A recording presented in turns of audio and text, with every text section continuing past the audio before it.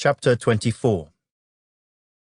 Now after 5 days, Ananias the high priest came down with the elders and a certain orator named Tertullus.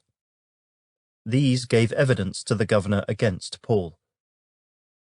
And when he was called upon, Tertullus began his accusation, saying, "Seeing that through you we enjoy great peace, and prosperity is being brought to this nation by your foresight, we accept it always and in all places, most noble Felix, with all thankfulness.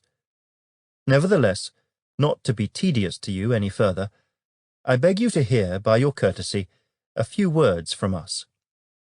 For we have found this man a plague, a creator of dissension among all the Jews throughout the world, and a ringleader of the sect of the Nazarenes.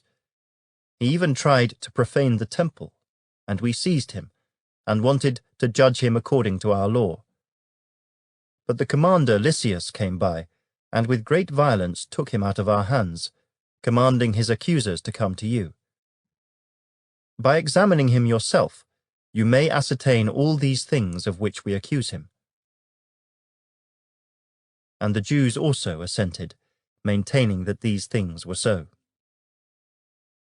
Then Paul, after the governor had nodded to him to speak, answered, "Inasmuch as I know that you have been for many years a judge of this nation, I do the more cheerfully answer for myself, because you may ascertain that it is no more than 12 days since I went up to Jerusalem to worship. And they neither found me in the temple disputing with anyone, nor inciting the crowd, either in the synagogues or in the city, nor can they prove the things of which they now accuse me. But this I confess to you, that according to the way which they call a sect, so I worship the God of my fathers, believing all things which are written in the law and in the prophets. I have hope in God, which they themselves also accept, that there will be a resurrection of the dead, both of the just and the unjust. This being so, I myself always strive to have a conscience without offense toward God and men. Now, after many years, I came to bring alms and offerings to my nation, in the midst of which some Jews from Asia found me purified in the temple, neither with a mob nor with tumult. They ought to have been here before you to object if they had anything against me.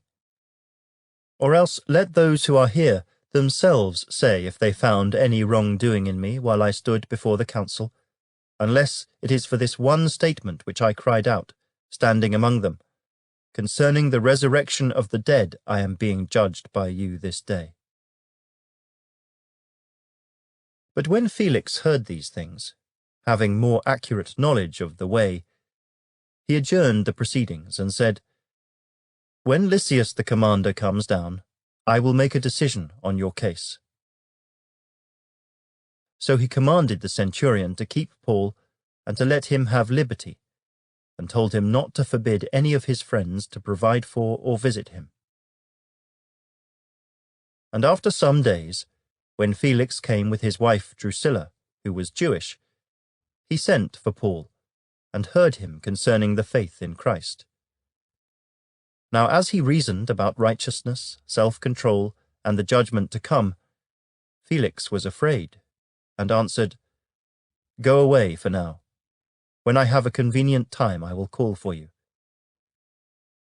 Meanwhile, he also hoped that money would be given him by Paul, that he might release him. Therefore he sent for him more often, and conversed with him. But after 2 years, Porcius Festus succeeded Felix, and Felix, wanting to do the Jews a favor, left Paul bound.